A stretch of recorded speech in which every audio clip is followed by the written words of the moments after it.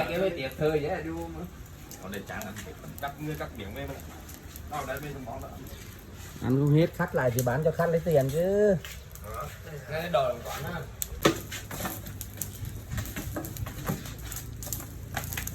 đâu đuối rồi nhiều nhiều không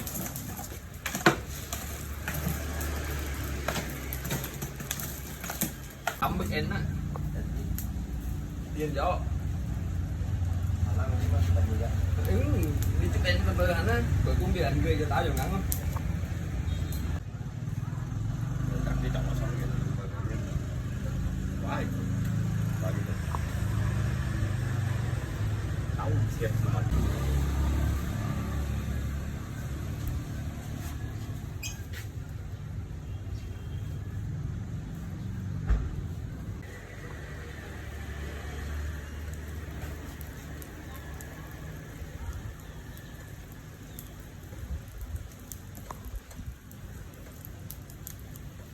còn hệ tương lao gọi là tô gì Mú. tô mù cua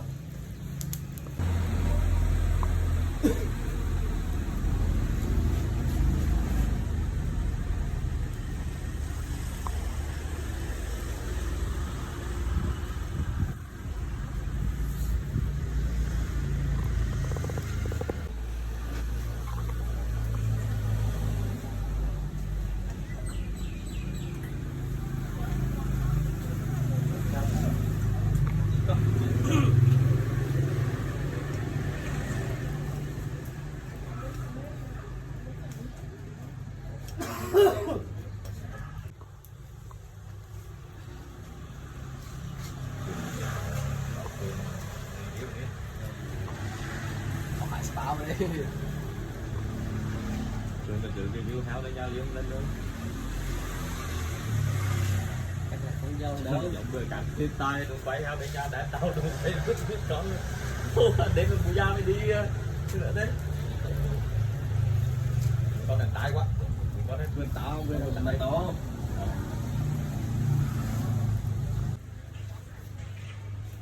đó chỉ 6 giờ mà tập mà đâu đó biết cỡ chi được vào làm tất cả chip đấy bây giờ mới 6 giờ đi cả luôn đây không ra về ra cái chip của truyền thống thì không có tôi làm sao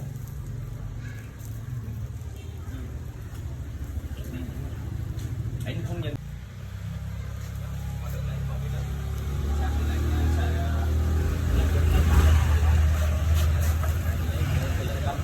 đợt nhập đi năm 2022 cho đợt nhập đi bị điên rồi đúng không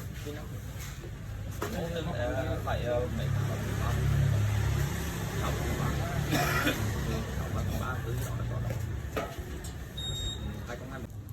hôm nay ăn uống rượu vang Không bán được đấy, ăn cái gì. quay từ Lào về Việt Nam quay từ Việt Nam qua lại phải Lào mới qua đây họ gọi là du học mà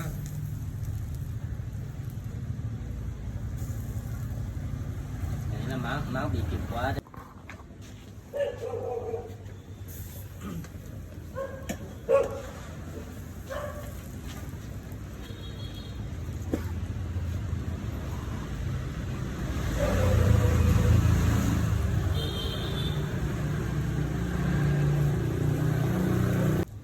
hôm nay ăn uống rượu vang Không bán được đấy, ăn cái gì. quay từ Lào về Việt Nam quay từ Việt Nam qua lại phải Lào mới qua đây họ gọi là du học mà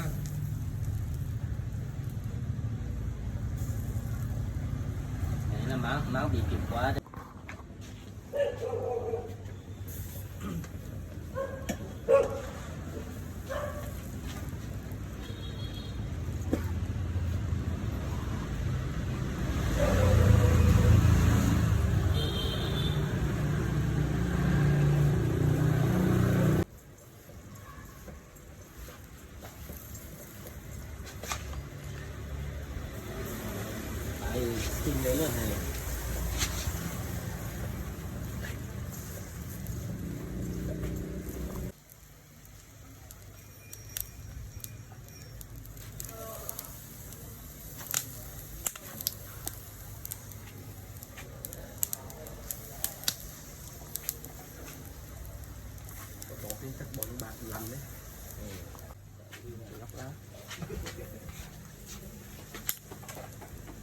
cho nước nó khô khô thì em, nếu nó khô rồi mới được, con nó to thì nó chín khó đó.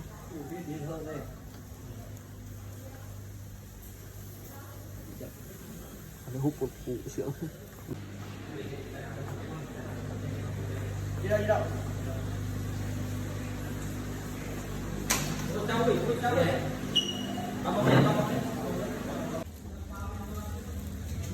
Chín hết rồi chứ nhỉ? Dạ.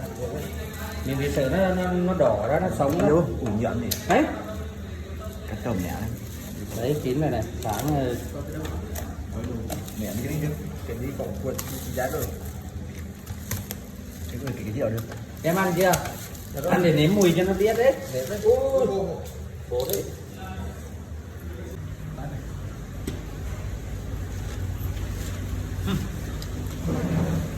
John. Cái con mẹ nói đi. Đấy, đuôi rồi. Đấy. Đuôi. Đuôi. Ok. Đấy đó. Đợi lâu à? Đấy lâu.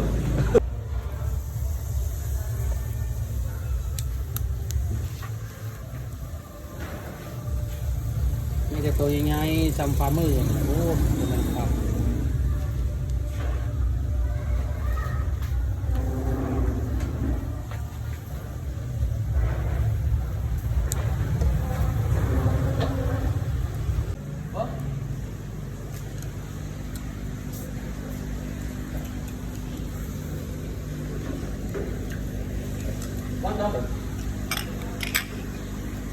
Yo.